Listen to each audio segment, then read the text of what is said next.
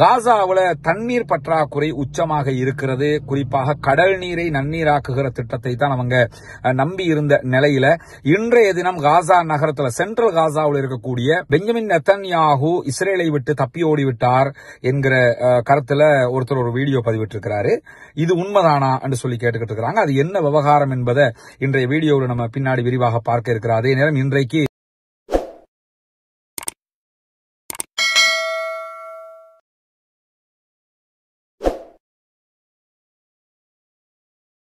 அஸ்ஸலாமு அலைக்கும் வரஹ்மத்துல்லாஹி வபரகாத்துஹு. பேரன்பிற்கினிய சகோதர சகோதரிகளே, நம் அனைவர் மீதும் ஏக இறைவனுடைய அமைதியும் கருணையும் உண்டாகட்டுமாக என்கிற உயரிய பிரார்த்தனைகளோடு காசாவிலே தொடர்ச்சியாக பாலஸ்தீனத்தின் மீதான இஸ்ரேலிய ஆக்கிரமிப்பு ஆரம்பிக்கப்பட்டு இதுவரைக்கும் 547வது நாளாக இன்றைய நாள் இருக்கிறது. இன்றைய நாளை பொறுத்தவரையில நம்முடைய வீடியோ நம்ம அவுட் ஆஃப் கலம்புல இருக்கிற காரணத்தினால, குறிப்பாக கிழக்கு மாகாணத்தில் நமக்கு தெரியும் பொத்துவில் பகுதிகளில் இந்த வீடமைப்பு திட்டம் நம்ம நடைமுறைப்படுத்துறதுனால அது தொடர்பான செயல்பாடுகளை என்ன நடக்குதுங்கிற அந்த விவகாரங்களை பார்க்கறதுக்காக நம்ம வந்திருக்கிற காரணத்தினால இன்றைய வீடியோ இந்த வடிவத்தில் தான் தர முடிகிறது. கொஞ்சம் இன்றைக்கு மாத்திரம் இதை பொறுத்து கொள்ளுமாறு ஆரம்பமாகவே கேட்டுக்கொண்டு, இந்த 547வது நாளாகவும் காசாவிலே என்னவெல்லாம் நடக்கிறது என்கிற செய்திகளை தான் இன்னைக்கு நம்ம பார்க்க இருக்கிறோம். குறிப்பாக காசா மீதான தாக்குதல்கள்ல கடந்த 24 மணி நேரத்துக்குள்ளாக 67 அப்பாவிகள் கொல்லப்பட்டிருக்கிறார்கள், ஷஹீதாகி இருக்கிறார்கள் என்கிற செய்திகள் வெளியாகி இருக்கிறது. தொடர்ந்து இஸ்ரேலிய ஆக்கிரமிப்பு ராணுவம் பல கட்ட தாக்குதல்களை நடத்தி வரக்கூடிய அதே நேரத்தில் இன்றைய தினம் நிறைய சகோதரர்கள் ஒரு வீடியோவை எனக்கு அனுப்பி இது உண்மையான்னு கேட்டுக்கிட்டு இருக்கிறாங்க. என்னன்னா, பாலஸ்தீனத்தின் மீது தாக்குதல் நடத்தக்கூடிய இஸ்ரேலிய ஆக்கிரமிப்பு அரசாங்கத்தினுடைய பிரதம மந்திரியாக இருக்கக்கூடிய பெஞ்சமின் நெத்தன்யாஹூ இஸ்ரேலை விட்டு தப்பி ஓடிவிட்டார் என்கிற கருத்துல ஒருத்தர் ஒரு வீடியோ பதிவிட்டிருக்கிறாரு. இது உண்மைதானா என்று சொல்லி கேட்டுக்கிட்டு இருக்கிறாங்க. அது என்ன விவகாரம் என்பதை இன்றைய வீடியோவில் நம்ம பின்னாடி விரிவாக பார்க்க இருக்கிறோம். அதே நேரம் இன்றைக்கு ஒரு வாரத்துக்குள்ளாக, கடந்த ஒரு வாரங்களுக்குள்ளாக மாத்திரம் 1,42,000 பேர் நார்த் காசாவிலிருந்து மீண்டும் அகதிகளாக வெளியேறி இருக்கிறார்கள் என்கிற செய்திகள் வெளியாகி இருக்கிறது. இந்த அகதிகளாக வெளியேறுகிற விவகாரத்தை பொறுத்தவரையில இது எத்தனையாவது தடவை என்று கூட நம்ம சொல்ல முடியாத அளவுக்கு அவர்களுடைய அகதி வெளியேற்றம் தொடர்ந்து நடைபெற்று வருவது நமக்கெல்லாம் தெரியும். அதே நேரத்தில் ஜெனின், துல்கரேம் பகுதிகளில் இன்றைக்கு 76வது நாளாகவும் இஸ்ரேல் வெஸ்ட் பேங்க் பகுதிகளிலையும் பயங்கரவாத தாக்குதல்களை தொடர்ந்து நடத்தி வரக்கூடிய செய்திகளும் இன்றைக்கு வெளியாகி இருக்கிற அதே நேரம் காசாவுல தண்ணீர் பற்றாக்குறை உச்சமாக இருக்கிறது. குறிப்பாக கடல் நீரை நன்னீராக்குகிற திட்டத்தை தான் அவங்க நம்பி இருந்த நிலையில இன்றைய தினம் காசா நகரத்தில் சென்ட்ரல் காசாவில் இருக்கக்கூடிய முக்கியமான கடல் நீரை நன்னீராக்குகிற அந்த திட்டத்தினுடைய குழாய்கள் அத்தனையுமே இஸ்ரேலிய ஆக்கிரமிப்பு ராணுவம் துண்டித்திருக்கிறது. எனவே அவர்களுக்கு அந்த பகுதிகளிலையும் தண்ணீர் பஞ்சம் மீண்டும் ஏற்பட்டிருக்கிறது என்கிற செய்திகளும் இன்றைக்கு கவலை தரக்கூடிய செய்திகளாக வெளியாகி இருக்கிற அதே நேரத்தில் பாலஸ்தீன அப்பாவி குழந்தைகளுக்காக குழந்தைகள் தினத்தை அறிவித்திருக்கிறது பாலஸ்தீன விடுதலை அமைப்பு. இன்றைய நாள் மரணித்த யாசர் அரபாத், ஃபத்தாஹ் அமைப்பினுடைய பாலஸ்தீன விடுதலை போராட்ட அமைப்பினுடைய ஆரம்ப கர்த்தாவாக அறியப்படக்கூடியவர் யாசர் அரபாத். யாசர் அரபாத் அவர்கள் உயிரோடு இருக்கிற காலகட்டத்தில் இன்றைய நாளை அவர் பாலஸ்தீன சிறுவர்களுக்கான தினமாக அறிவித்திருந்தார். அதே அடிப்படையில் இன்றைக்கு பாலஸ்தீன விடுதலை அமைப்பும் இன்றைய நாள் பாலஸ்தீன சிறுவர்களுக்கான நாள் என்று சொல்லி அறிவித்திருக்கிறார்கள் என்கிற செய்திகள் வெளியாகி இருக்கிறது. யாசர் அரபாத் அறிவித்த அதே நாள்ல குழந்தைகள் தினத்தை அறிவித்திருக்கக்கூடிய பாலஸ்தீன விடுதலை அமைப்பு இதுவரைக்கும் காசா பகுதிகளில் 19,000 குழந்தைகள் கொல்லப்பட்டிருக்கிறார்கள் என்கிற செய்தியை வெளியிட்டிருக்கிறாங்க. அதே நேரத்தில் 39,000 குழந்தைகள் 2 பெற்றோர்களையுமோ அல்லது ஒருவரையோ இழந்திருக்கிறார்கள் என்கிற செய்திகளையும் இன்றைய அவர்களுடைய குறிப்பிலே வெளியிட்டிருக்கிறார். அதே நேரம் இன்றைக்கு ஒரு பரபரப்பான செய்தியாக மாறி இருக்கக்கூடிய ஒரு செய்திதான், அதாவது ரெட் கிரசன்ட் சொசைட்டியினுடைய அங்கிருக்கக்கூடிய செம்பிறை சங்கத்தினுடைய சகோதரர்கள் பயணித்த வாகனம் மீது தாக்குதல் நடத்தப்பட்டிருக்கிறது. ஒரு வாகனத்தை அப்படியே பூமிக்குள்ள புதைக்கப்பட்டிருக்கிறது. இஸ்ரேலிய ஆக்கிரமிப்பு ராணுவம் தொடர்ந்து இந்த காரியங்களை செய்து வருது நமக்கெல்லாம் தெரியும். கடந்த 10 நாட்களுக்கு முன்பதாக இதே மாதிரி அவங்க அங்க சோசியல் ஒர்க் பண்ணக்கூடிய 4 ஆம்புலன்ஸ்கள் இதே மாதிரி என்ன பட்டுச்சுன்னு சொன்னா கொலை செய்யப்பட்டு அதுக்குள்ள இருந்த 15க்கும் மேற்பட்ட சகோதரர்கள் புதைக்கப்பட்டிருந்தார்கள். அவருடைய ஜனாசாக்கள் வெளியே எடுக்கப்பட்டிருந்த நிலையில இன்றைக்கு ரெட் கிரசன்ட் சொசைட்டியினுடைய ஆம்புலன்ஸ்கள் மீது தாக்குதல் நடத்தப்பட்டு ஒரு ஆம்புலன்ஸ் பூமிக்குள் புதைக்கப்பட்டிருக்கிறது என்கிற அதிர்ச்சிகரமான செய்தியும் வெளியாகி இருக்கிறது.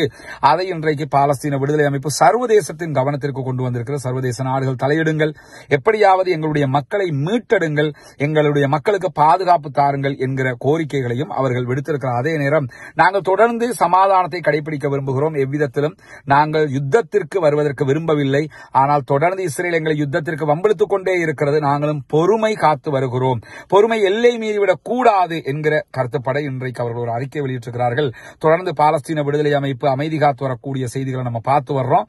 ஆனாலும் அவ்வப்போது பாலஸ்தீன விடுதலை அமைப்பினுடைய துணை ராணுவ குழு தாக்குதல்களையும் நடத்தி வருகிறது. இன்றைய தினம் எவ்விதமான தாக்குதல்களும் இஸ்ரேல் மீது பதிவு செய்யப்படாத நிலையில்தான் இன்றைக்கு இந்த செம்பரை சங்கத்தினுடைய சகோதரர்கள் கொல்லப்பட்டிருக்கிறார்கள் என்கிற செய்தி வெளியாகி இருக்கக்கூடிய நேரத்தில் தான் பல செய்திகள் இந்த காசா இஸ்ரேல் வார் தொடர்பாக நிறைய பொய்யான செய்திகள் பரவுகிறது. நீங்க பார்க்க முடியும். என்னன்னா சில பேரு காசாவை பத்தி எதையாவது ஒன்றை சொல்லி அதுல நம்ம வியூவர்ஸை அதிகரிச்சுக் கொள்வோம். ஒன்றோ பிழையாக சொல்லுவது, இஸ்ரேல் வீரம் மாதிரி காட்டி பாலஸ்தீனத்தை வேறு விதமாக காட்டுறது, இல்லனா பாலஸ்தீன மக்கள் எப்படி தெரியுமாடா என்று சொல்லி அதை ஒரு செய்தியாக நடப்பதை சொன்னால் அது சரியானது. இப்ப நம்ம இந்த காசா விவகாரம் பேசுறதுக்கு வெளிக்கிட்டது எதுக்குன்னு சொன்னா இது நடக்கிறத கரெக்டா சொல்லணும் அப்படிங்கிறதுக்காக. இந்த காலகட்டத்தில் நீங்க பாத்தீங்கன்னா பாலஸ்தீன விடுதலை அமைப்பு தாக்குதல்களை அறவே குறைத்திருக்கிறார்கள். அவங்க உச்சமாக தாக்குதல் நடத்திய காலங்கள் சீஸ்ஃபயருக்கு முன்னாடி, சீஸ்ஃபயருக்கு பிறகு அவருடைய தாக்குதல்கள் மிக மிக குறைவாக இருக்கிற போது இன்னைக்கு அடிச்சாங்க முறிச்சாங்க பாத்தியலா அப்படி சொல்ல முடியாது. அடிச்சிருந்தாங்க என்று சொல்ல முடியும். ஒரு கப்பலுக்கு ஹூதிகள் அட்டாக் பண்ணினாங்கன்னா அட்டாக் பண்ணினாங்க இப்படி சொல்ல முடியும். நடக்காததை நம்ம வியூவர்ஸுக்காக என்ன பண்ணக்கூடாதுன்னு சொன்னா மெருகேற்றி விட கூடாது என்பதில் நம்ம ரொம்ப கவனமாக இருக்கிறோம். நம்ம வீடியோ பார்க்கக்கூடிய மக்கள் தொடர்ந்து இதை பார்க்கறதுக்கான காரணமே உண்மை செய்தியை அறிந்து கொள்வதற்காக. அந்த அடிப்படையில் நீங்க பாத்தீங்கன்னு சொன்னா நிறைய சகோதரர்கள் பரப்பக்கூடிய ஒரு செய்தியாக எது மாறி இருக்குன்னா இஸ்ரேலிய பிரதமர் பெஞ்சமின் நெத்தன்யாகு நாட்டை விட்டு தப்பி ஓடிட்டாரு அப்படிங்கிற செய்தி. இது ஒரு பொய்யான செய்தி. இந்த மாதிரியான ஆட்களுடைய சேனல்களை முதல்ல என்ன செய்யணும்னு கேட்டா இந்த மாதிரி செய்தியை பரப்புறவங்கள புறக்கணிக்கணும். நம்ம ஏன்னு கேட்டா அப்பாவி மக்கள் கொல்லப்பட்டு கொண்டிருக்கும் போது அந்த செய்திகளை நம்பி பார்க்க வர்ற மக்களை ஏமாற்றி விடக்கூடாது. பெஞ்சமின் நெத்தன்யாகு ஆல்ரெடி அவர் என்ன பண்ணிட்டாருன்னா ஹங்கேரிக்கு போயிட்டாரு. அவர் போனதுக்கான காரணம் நம்ம 3 வீடியோல தொடர்ந்து பேசி வர்றோம். சர்வதேச விதிமுறைகளை மீறி ஐசிசி அரெஸ்ட் வாரண்ட் இருக்கிற நிலையில ஹங்கேரி என்ன பண்ணிட்டாங்கன்னா நாங்க அரெஸ்ட் வாரண்ட் எல்லாம் கணக்கில் எடுக்க மாட்டோம், ஐசிசியை விட்டு வெளியே போறோம் பலவந்தமாக அறிவிச்சு போட்டு என்ன பண்ணிட்டாங்க சொன்னா பெஞ்சமின் நெத்தன்யாகுவை அழைத்து அவருக்கு பெரிய வரவேற்பு எல்லாம் கொடுத்து அது ஒரு அகோரமான செய்தியாக தொடர்ந்து நம்ம பார்க்கிற அளவுக்கு அவங்க என்ன பண்றாங்கன்னா இந்த செய்தியை நடைமுறைப்படுத்திக் கொண்டிருக்கிறாங்க. ஹங்கேரி ஐசிசியில இருந்து வெளியே போயிட்டாங்க. ஐசிசி மிக கடுமையான அறிக்கைகளை எல்லாம் தொடர்ந்து வெளியிட்டுக் கொண்டு வருகிறார்கள். இந்த நிலையில பெஞ்சமின் நெத்தன்யாகு நாட்டை விட்டு ஓடிட்டாரு. அவர் நாட்டை விட்டு எல்லாம் ஓடல. அவர் அபிஷியலாகத்தான் என்ன பண்ணிருக்காருன்னா ஹங்கேரிக்கான அபிஷியல் விசிட்.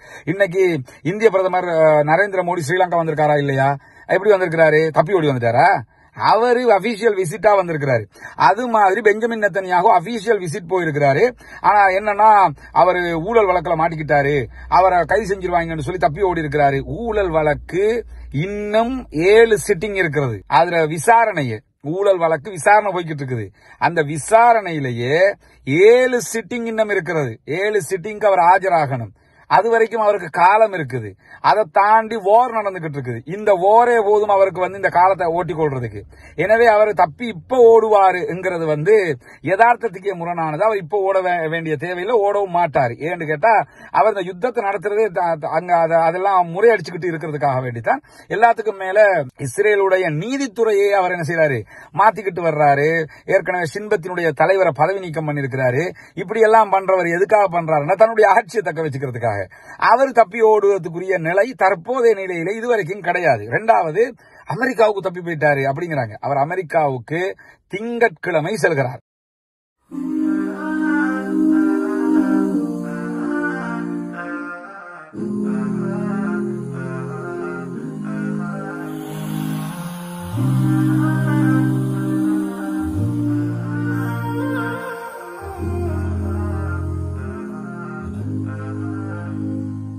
அஸ்ஸலாமு அலைக்கும் வரஹ்மத்துல்லாஹி வபரகாத்துஹு. அன்பிற்கினிய சகோதர சகோதரிகளே, நம் அனைவர் மீதும் ஏக இறைவனுடைய அமைதியும் கருணையும் உண்டாகட்டுமாக என்கிற பிரார்த்தனைகளோடு, நமக்கு தெரியும் கடந்த ரமலானுடைய மாதத்துல நம்ம தொடர்ந்து பொத்துவில் பகுதிகளில், இது சர்வோதயபுரம் ஹிஜ்ரா நகருங்கிற பகுதி, இங்க புனிதமிக்க இஸ்லாமிய மார்க்கத்தை வாழ்க்கை நெறியாக ஏற்றுக்கொண்ட 14 குடும்பங்களுக்கான வீடு கட்டுகிற ஒரு திட்டத்தை நம்ம அறிவிச்சிருந்தோம்.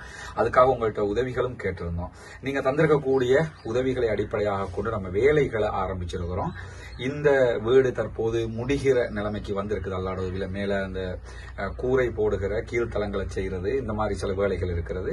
அநேகமாக ஒரு 15 நாளைக்குள்ள அதை முடிச்சு தர்றதாக சொல்லி இருக்கிறாங்க. இன்னைக்கு மழையுடைய நாளுங்கிறதுனால வேலை நடக்காம இருக்குது. அதே மாதிரி அடுத்த பகுதி இருக்குது, அங்க இன்னொரு வீடு கட்டுறதுக்குரிய அடுத்த கட்ட பணிகள் நடந்து கொண்டிருக்கிறது.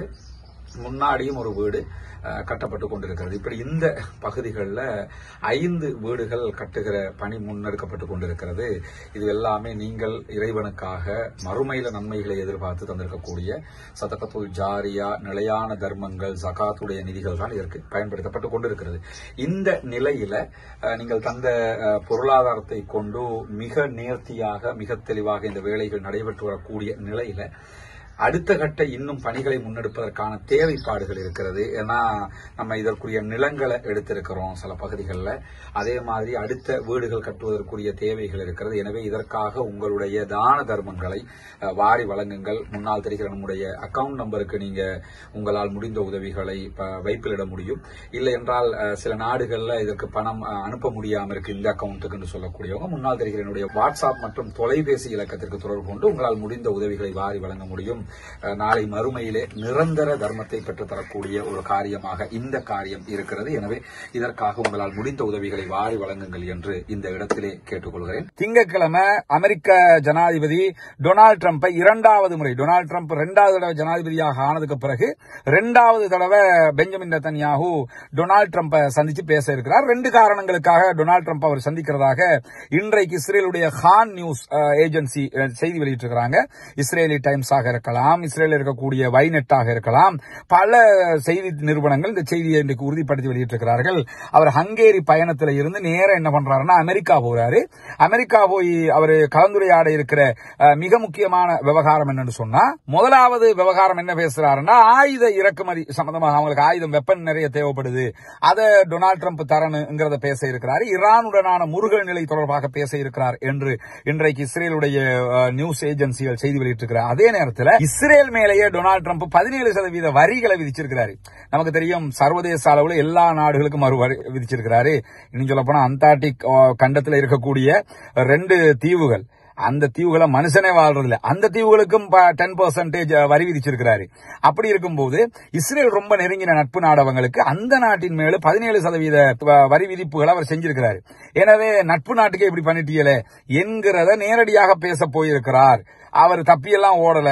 அவர் அபிஷியல் விசிட்டா போயிருக்கிறார். அமெரிக்க ஜனாதிபதியை அபிஷியலா இஸ்ரேலுடைய பிரதமராக போய் சந்திக்கிறார். தப்பி ஓடி போய் இப்ப பஷர் அல் அசாத் வந்து சிரியாவுல இருந்து ஓடி ரஷ்யாவுக்கு போனாரா இல்லையா, அது அபிஷியல் விசிட்டா, அது தப்பி ஓடுறது. அதுதான் தப்பி ஓடுறது. கோட்டாபய ராஜபக்ச ஸ்ரீலங்காவில் தப்பி ஓடினாரா இல்லையா, அது அபிஷியல் விசிட்டா, அது தப்பி ஓடுறது. அதே மாதிரி பாகிஸ்தானுடைய முன்னாள் பிரதமராக இருந்த நவாஸ் ஷரீப் ஓடினாரா இல்லையா, அது தப்பி ஓடுறது. இதுக்கு பேர் தான் தப்பி ஓடுறதே தவிர இவர் போயிருக்கிறது அபிஷியல் விசிட்.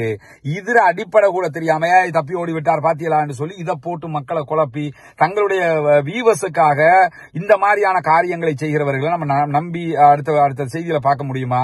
அப்படி நம்பி நம்ம அந்த அப்பாவி மக்கள் கொல்லப்பட்டுக்கிட்டு இருக்கிறாங்க, அவங்க பத்தி ஏதாவது உண்மை செய்தி வருதான்னு சொல்லித்தானே பாக்குறோம்.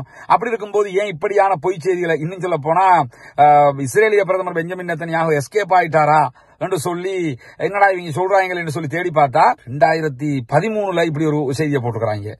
அதே மாதிரி 2023 இப்படி ஒரு செய்தி வந்திருக்கிறது.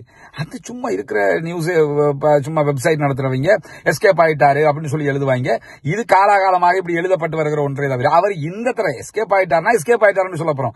இந்த வாட்டி அவர் அமெரிக்காவுக்கு திங்கட்கிழமை ஹங்கேரியில இருந்து திங்கட்கிழமை அவர் அமெரிக்க ஜனாதிபதி டொனால்டு டிரம்பை நேரடியாக சந்தித்து நான் மேலே கூறிய அடிப்படையில் அந்த பேச்சுவார்த்தைகளை நடத்துவதற்கு போராடி தவிர அவர் இஸ்ரேலை விட்டு தப்பி போகல. இப்படியான செய்திகளை பரப்பி பாலஸ்தீன அப்பாவி மக்கள் பற்றிய உண்மை செய்திகளை அறிய நினைக்கிற மக்களை தவறான வழிக்கு திசை திருப்பிவிடக் கூடாது.